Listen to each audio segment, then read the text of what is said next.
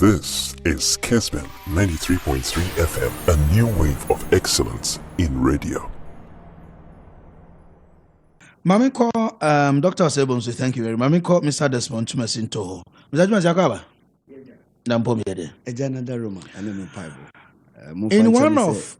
In one of political statement to be a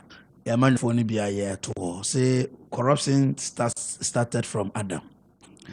Na ababe do baby edre. Yababe do point be a apart from Senra Mampenika once special prosecutor aka once Sami Demfi NDC National Communication Director and so more yaman or someone our Canadian. It is a gradually corruption is becoming part of young Ghana for society. Dear Crown office would be called up as any panasama wa or one can't tell ceremony baby, but not or coba on carrying so. No ko office way na ko didiba ubeko DVLA na ye namha na ye kwaha passport office port baby ye abanyuma titiri kura no iba no on misa say but wa be hu say na action no be kire say if you are not ready obi won so obetumi anya godura ka to say masa so one fa bibi anto so dia wa de no e be da ho a bi anya wono but obi ope wasam na obeka kire eya part of us. Yeah, from there, Mamma was in a minchia dock and so, and pay any washer for any tea for you, no pay. And Yena Yajitum say corruption, a stative fee, Adam and Bresso. Yeah, Yena Yajitum say corruption, a stative fee, Adam and Bresso, said ye man penny be a car and maybe a tremono. But to me, me feel say corruption, ye bit me a bibia for one. Yemfa enka ye kalekorom nanka education ye kire yen kola de no yensu yentumi nkire omo te se de sebi ye kire English mathematics ene nasifo se ne be ya omunyini na omo so omo ba they have this at the back of their mind to say corruption ya de bi e ya de boni because corruption e bo man corruption e ma impuntu e mba man mu corruption e ma niema bibri sanko nechi na ansana corruption no ye betumi ama eso ate no me de bia me ka say eso ntumi ntwa but eso betumi ate age se yankasa ye hu me ne wo eni obi a owo institution bia oye n'adwuma no ye tiuni ya dwene say ade we a ye pese ye no ye ne agi o minus ho until then no we will continue to be seeing what we are seeing because ye di kan na wo ka say aya na politicians no ba omun technocraft ni na ye adwuma mpempi no various institutions e wo mamu ha various heads hifo na appointing is a politician and they bia edaye nyina ya no say the politician is corrupt enti say edaya no say politician is corrupt na say wa appoint obi say onko ye departmental head and I say institutional head what do you think will come out of it? But you see, I also blame yankasa yemra na yesi yedi ye adwuma no me feel say it's about time a yemra ye use wo mamu ha no ye hwe insachirae bi wom na yetumi yema emu ye din se ne be ya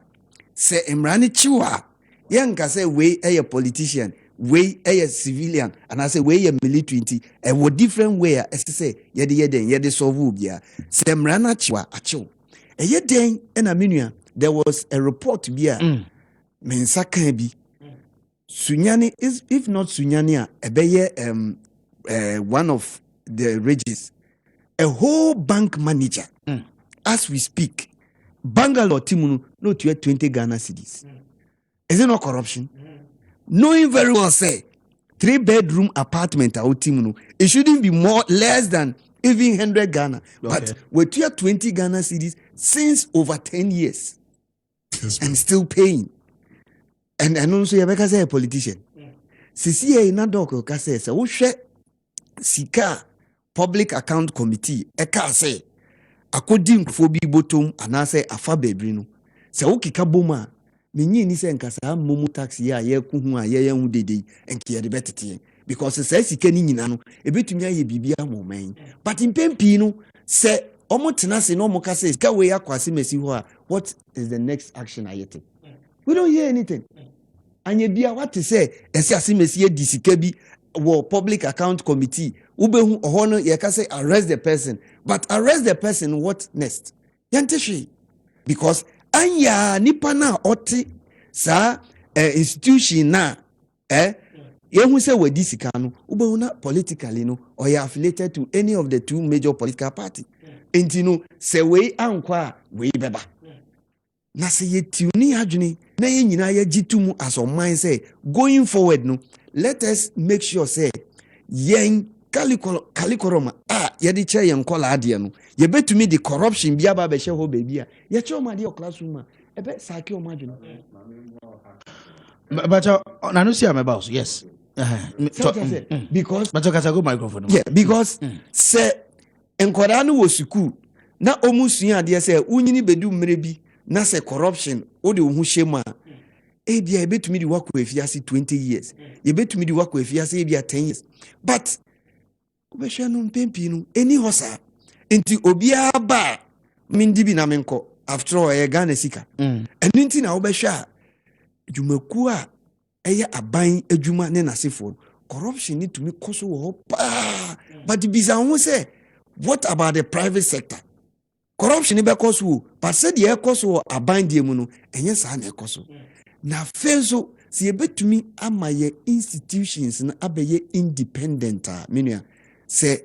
ye gitum say institution we no political interference no interference from whoever na me feel say eno so betumi aboy okay impempi no ye share political power na chi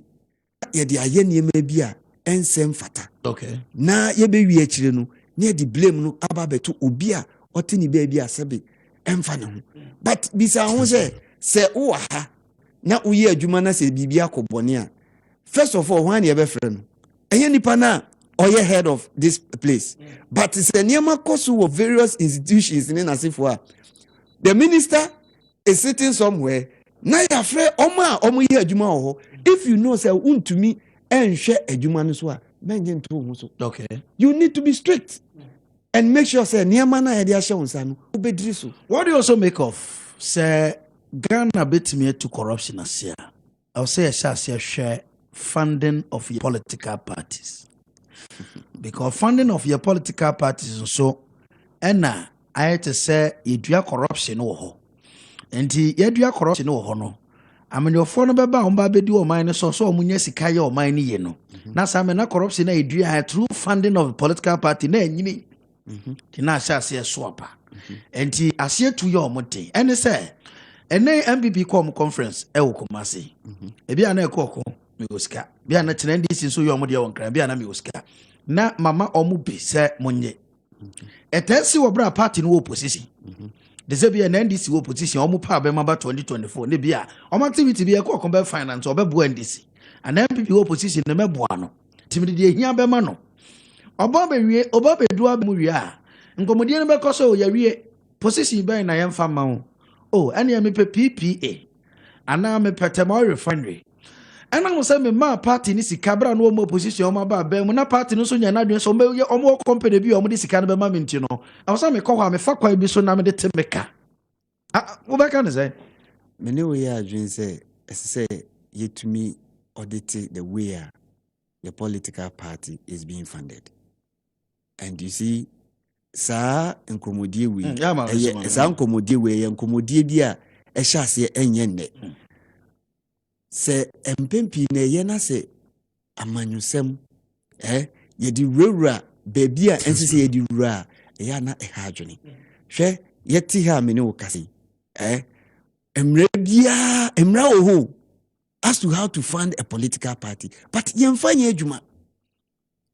so I say how to find a political party emra oho pa but ye mfa ye adwuma enu ntina ya bedu mpempenso a ye woyi because political parties na wo krom ha nyina from over 28 political parties na wo omamu ha nyina no sabi bisa hu say adwuma ben na party na nkasa eye it is the members who are supposed to help to fund the party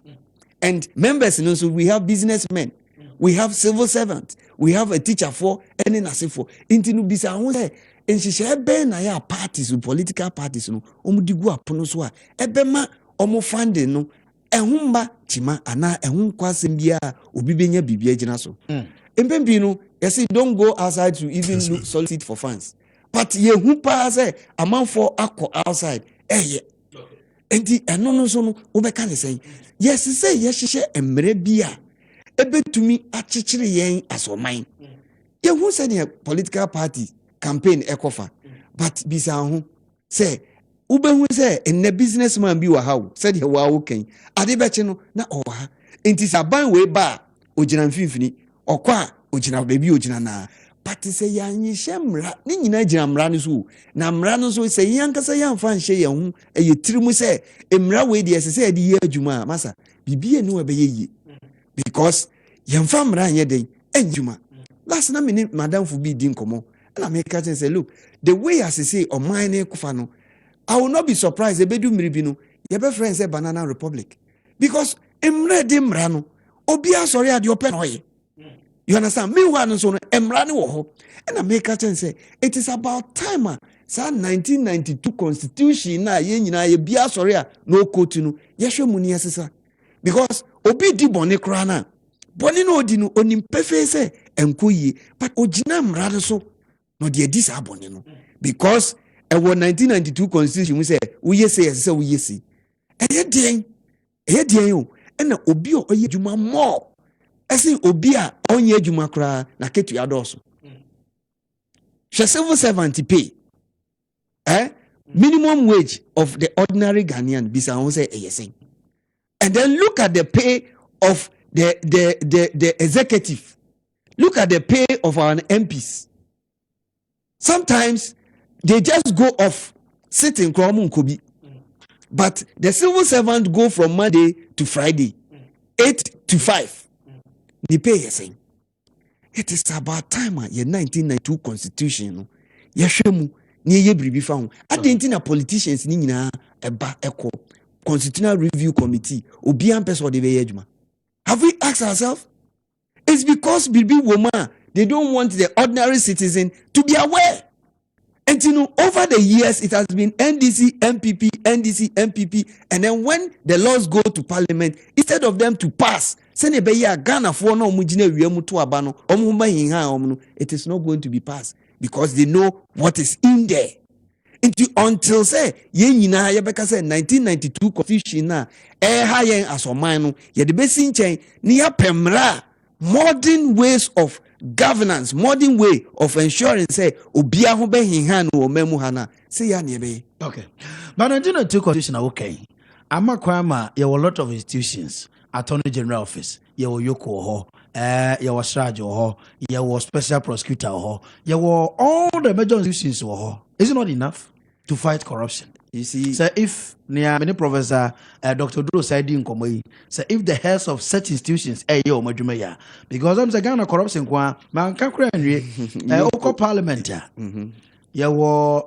committee public accounts committee almost fight corruption yoko Sraj special prosecutor attorney general office auditor general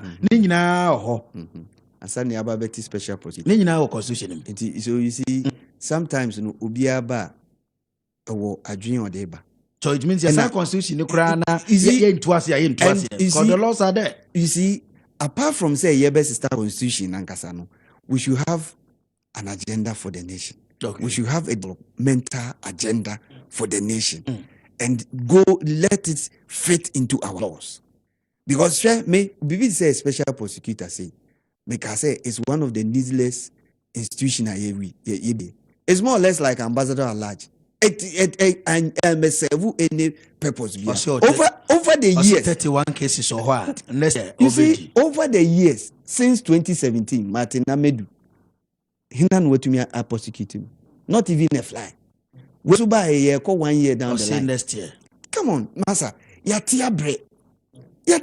Or he is on pay.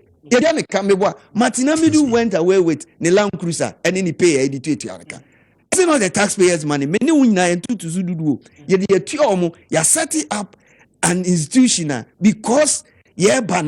promises say when we come, we are going to set up a special prosecutor. Until say you're making sure say,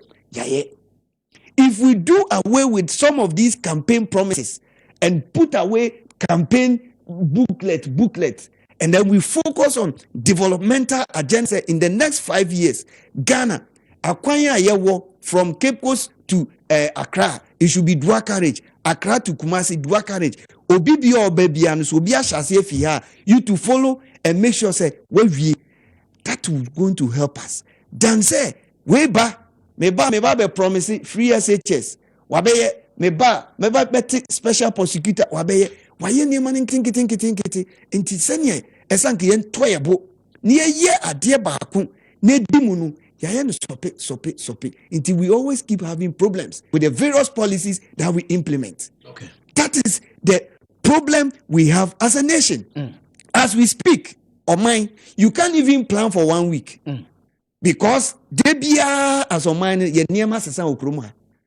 But a country like Japan, you can plan for 18 years. Because unim said by the next 18 years, you'll be able to do something. But in Ghana, 5 days, na bibi asesa. And until now, besha, mebunu no, debia obi sorry, o wiesukua, o waniema bi, o diagu apono so obey you. But after the 1 month, na bibi asesa, he has to go back. Until debia na ho kire. Bible quotation bi na emse Ghana for ede ya dwuma say da kuye nyame ani so fiapem. Fiapem ye. Quotation na bro no so ti o. Now they're not a different mom. that was just by the way. Dr. Otaibonsu our studio her and Mr. Desmond Chumesinto and I'm telling some of your messages on Facebook. But also bet me on Facebook CCR. Now message number. That was just by the way. Dr. Sebonsu, political and governance analyst. I'm saying Abemobu to see another room at the Babeboa. And ya kote keta sending prayer. Mr. Desmond Chumesinto, Maminti on closing I feel say there should be some award scheme. Okay. To award people to me Edi Juma. To me bibi. Abeye asensudie ama enchirimba ehwe. Okay. Because in Pempino, the idea is say nipa baako corrupt ewa ben mi mu a yen kase asimesi corrupt ni ebu ni nyina. Okay. That is our problem. But it's a hwe what do you make of form so you say we are on sika but na you say budget so say na ya manamo bon say political leadership say on say nitia ya manamo ni say sika no wi a enyo no kwa no di say what say o wi sika na o cheche enti ube hwe na food soldier bi o hye bi no ebi akoso no so enti se court se mu ba ube mu na amafo high bars if you omo constituency omo ba be di nachi because sika di akoni nche but se de aya ye de omo court wiase afa na nyina ehunu so obi nso abon ho modin a ye mfa ni mbegina baby platform bi so a ye betumi abona baso na ama amafo hu se ene amemi koi se me so me bɔ me ho modin a ye betumi abɔ me abaso ma dachi bi me din ene me madin aba be ka se media me ba ban mu no metumi ye ABCD ema enumpo ye ma me award hwe se wo hwe aso ye bi ti se STC a papa na no hwe ho ansa current Nana Komia wo so bɔ no ho modin pa okay se me ha mani a trade new amadonko obɔ no ho modin pa sanka ye betumi that's right sanka ye betumi aye bribia so bi ba na obo no homodi mpo na se aban foforo bampo a ye betumi maintain no eno sa no ye betumi ma obi ani ada ho se se me bom me homodi a aban bi bampo a obetumi maintain me but because winner takes all okay na maybe say practical and so wa ban mu wa adwumam still shimu na be wadwen say yama we bribe nti na wokoka ana say pese sa de ne beko so a say we anti so the view on say political parties bia ye wo bia ono de waje ato no say enkoyi kura na me meba beka na eluku say correct nti say obehwa both political parties and political parties e wo kromu he man mu he nyina no say asebi ba na asem ye nyina ye nim se asem wedie eye tuntum a ye wo nipa mienu miensa bi a omo de ombe gina mu se ade ne efita because baby a okika kono